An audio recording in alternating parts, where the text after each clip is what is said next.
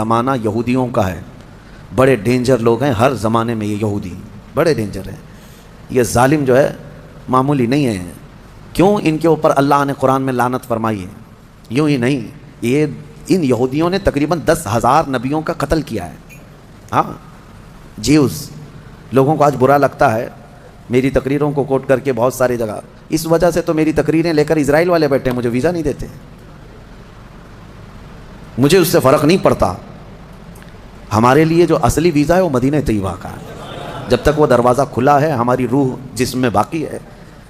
اور میرے آقا صلی اللہ تعالیٰ علیہ وسلم کے عنایت سے، ان کے کرم سے ہمیں اتنا یقین ہے کہ اگر جانے کی طاقت استطاعت کہیں کی بھی نہ ہو، اتنا یقین ضرور ہے میرے اعمال کا بدلہ تو جہنم ہی تھا، میں تو جاتا میرے سرکار نے جانے نہ دیا۔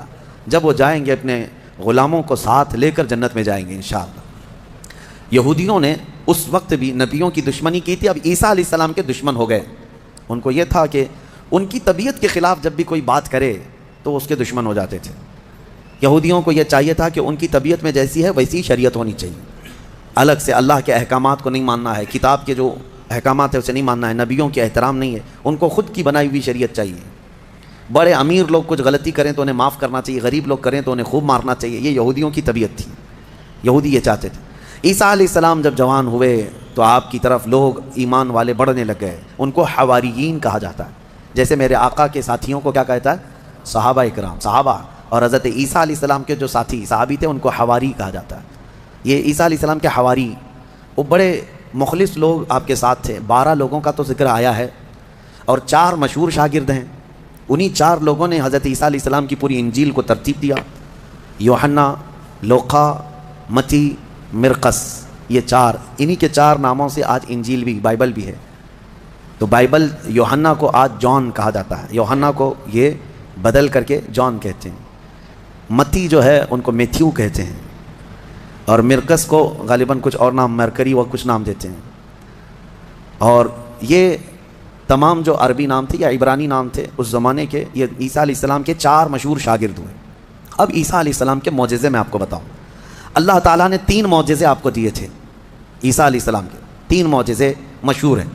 پہلا معجزہ یہ ہے کہ وہ نابینا آدمی جو مادر ذات پیدائشی اندھا ہے، اس کی آنکھوں پر ہاتھ رکھتے تو اس کو آنکھیں آ جاتی، اور جو کوڑ کی بیماری میں مبتلا ہے، سفید داغ کی بیماری یا کوڑ کی بیماری میں مبتلا ہے، عیسیٰ علیہ السلام اس کے جسم پر ہاتھ پھیرتے تو وہ کوڑ کی بیماری ختم ہو جاتی۔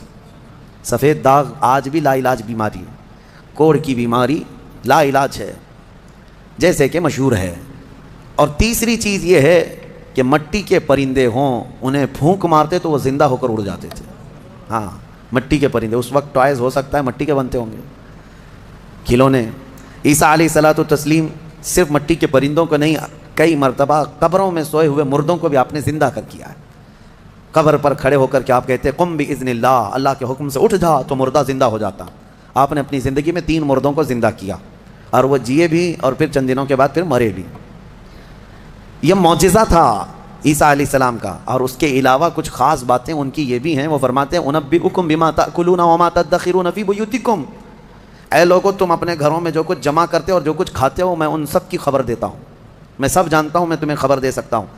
عیسیٰ علیہ السلام اپنے گھر میں بیٹھ کر امتیوں کے گھروں میں کیا ہے سب جانتے تھے، یہ قرآن سے ثابت ہے۔ پھر بھی یہ ظالم ہمارے نبی کے متعلق کہتے ہیں کہ ان کو پیٹھ پیچھے کا علم نہیں تھا۔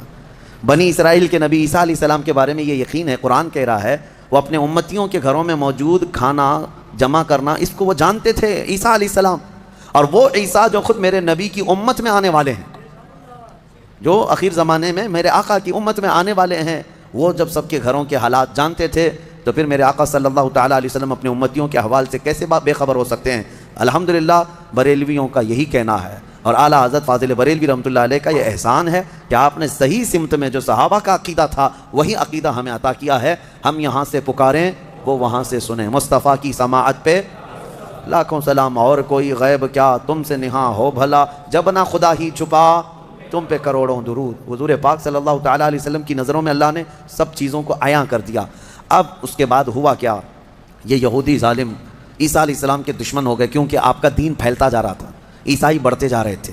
عیسائیوں کی جب تعداد بڑھ گئی تو یہودیوں کو خطرہ ہونے لگ گیا کہ یہ اب پوری کی پوری حکومت ان کے ہاتھ میں چلی جائے گی جو برسوں سے ہم لے کر چل رہے ہیں۔ تو تو انہوں نے حضرت عیسیٰ علیہ السلام کو مارنے کا پلان بنایا، جیسے پہلے نبیوں کو مارتے تھے پھر انہوں نے مارنے۔ آج آپ کو یہ لگ رہا ہوگا کہ عیسائی اور یہودی مل چکے ہیں، یہ جھوٹی ملاقاتیں ہیں ان کی، یہ صرف اور صرف اسلام کی دشمنی میں دونوں اپنی جنگوں کو ٹھنڈی رکھے ہیں، ورنہ ہر زمانے میں سب سے زیادہ خطرناک لڑائیاں عیسائیوں کی اور یہودیوں کی ہوئی۔ قرآن نے بھی کہا ہے۔ ابھی اگر میں کہوں تو لوگوں کو عجیب سا محسوس ہوگا، ہٹلر کا ظلم کیا تھا؟ یہودیوں کے خلاف تھا۔ اور بیت المقدس میں ہرکیولس، جس کو ہرقل کہا جاتا ہے، اس نے تو توڑ کر کے اینٹ سے اینٹ بجا کے رکھ دیا تھا۔ ٹائٹس ایک بادشاہ گزرا عیسائیوں کا، اس نے تو پورے یہودیوں کو ختم کر رکھا تھا، خون سے نہلا دیا تھا پوری زمین کو۔ بہت مرتبہ ان کی لڑائیاں ہوئی، اور جب یہودی پاور میں آتے عیسائیوں کو مارتے تھے۔ یہ جنگیں تو چلتی رہی ہیں کتنے سالوں تک۔ وجہ بھی ہے جنگوں کی کہ انہوں نے شروع کیا، یہودیوں نے عیسائیوں کو برباد کرنے کے لیے۔ انہوں نے پہلے کیا کیا؟ ان میں گھس کر کے ان کے عقیدے کو چینج کیا۔ پہلے عیسائی ایمان والے تھے، عیسیٰ علیہ السلام پر ایمان رکھتے، اور عیسیٰ علیہ السلام کو اللہ کا بیٹا نہیں، اللہ کا رسول مانتے تھے، اللہ کے رسول ہیں وہ۔ یہودیوں نے انہیں گمراہ کیا، پادری بنا بنا کر کے انہیں میں گھسا دیا کہ وہ پادری ایسے چرچوں میں گئے جہاں جا کر کے انہوں نے بائبل کو اپنے انداز سے شرح لکھنا شروع کیا کہ اس کا مطلب یہ ہے، اس کا مطلب یہ ہے، اور پھر بعد والی جنریشن نے اس کا عقیدہ بنا لیا۔ یہ یہودی اسی طرح سے ہماری امت میں بھی گھس گھس کر کے فرقے بنائے ہیں۔ ان کا کام یہ ہے ہر زمانے میں، اور یہ میں ہوا میں نہیں بول رہا ہوں، باضابطہ انہوں نے یہ سب کام کر کے کتابیں بھی لکھی ہیں کہ ہم نے یہ کیا ہے، اعتراف کیا ہے۔ مارکیٹ میں آج کتابیں ملتی ہیں یہ جو کرتے ہیں، اور اس کے بعد اعترافی کتاب بھی لکھتے ہیں کہ ہم نے یہ کام کیے ہیں۔ بہرحال عیسیٰ علیہ السلام کو قتل کرنے کا منصوبہ بنایا، اور ان کے گھر کے اطراف جمع ہو گئے۔ عیسیٰ علیہ السلام کو اللہ تعالیٰ نے وحی کے ذریعے بتا دیا کہ تمہارے دشمن تمہارے قتل کے درپے ہیں۔ عیسیٰ علیہ السلام اپنے حواریین سے رات میں ملاقات کرتے ہیں، ان کو دین کے ساری باتیں پیش کرتے ہیں، اور جو انجیل تھی جس کو یہ بائبل کہتے ہیں وہ سب اپنے شاگردوں میں تقسیم کر دیا، اور سب کو الگ الگ جگہ جانے کا حکم دیا کہ تم فلاں جگہ چلے جاؤ، تم فلاں جگہ چلے جاؤ، تم فلاں جگہ چلے جاؤ۔ اور پھر سب کو یہ اپنی آخری وصیت میں کہا میں اللہ کے حضور جا رہا ہوں۔ یہ ان کے آخری پیغامات تھے اپنے شاگردوں کو، اپنے صحابہ کو، اپنے حواریین کو کہا۔ ان کے حواریین سب چلے گئے، عیسیٰ علیہ السلام اکیلے تھے گھر میں۔ اب یہودیوں نے ان کے گھر کا گھیراؤ کر لیا۔ یہ قرآن سے جو بات ثابت ہے وہ میں بتا رہا ہوں، یہ آج تک عیسائیوں کو بھی ان کی کتابوں میں نہیں ملی بات، ان کو اس چیز کا علم نہیں ہے، لیکن قرآن میں ہے۔ کیونکہ عیسیٰ علیہ السلام گھر میں تھے، اس کے بعد عیسائیوں کو کہاں سے پتہ چلے گا کیا ہوا تھا؟ عیسیٰ علیہ السلام کے جو حواریین تھے وہ بھی دور چلے گئے تھے، گھر میں کیا ہوا کسی کو نہیں معلوم۔ ہوا یہ کہ یہودی قتل کرنے کے لیے آئے، اور اپنے ایک بندے کو، اپنے ایک قاصد کو گھر میں بھیجا، جاؤ دیکھو عیسیٰ ہیں کہ نہیں۔ وہ اندر آیا دیکھنے کے لیے، عیسیٰ علیہ السلام تلاوت میں مشغول تھے۔ اسی وقت قرآن میں اللہ فرماتا ہے ہم نے عیسیٰ علیہ السلام کو اللہ نے آسمانوں پر اٹھا لیا۔ عیسیٰ علیہ السلام کو آسمانوں پر اٹھا لیا گیا، اور جو اندر آیا تھا اس کو عیسیٰ علیہ السلام کی شکل دے دیا اللہ نے، اور وہ بھی پوری شکل نہیں، آدھی شکل، اوپر سے وہ عیسیٰ علیہ السلام کی شباہت کا دکھتا تھا۔ وہ اندر ڈھونڈ ہی رہا ہے، بہت لمبا ٹائم ہو گیا۔ یہودیوں نے دیکھا ہمارا بندہ اندر گیا، ابھی تک آیا نہیں۔ بہت دیر انتظار کرنے کے بعد جب وہ نہیں آیا باہر، تو سارے یہودی تلوار سوتے خود ہی گھس گئے اندر، گھر کے اندر، اور جا کر کے دیکھا تو یہ شخص کھڑا تھا، عیسیٰ علیہ السلام کی شکل تھا۔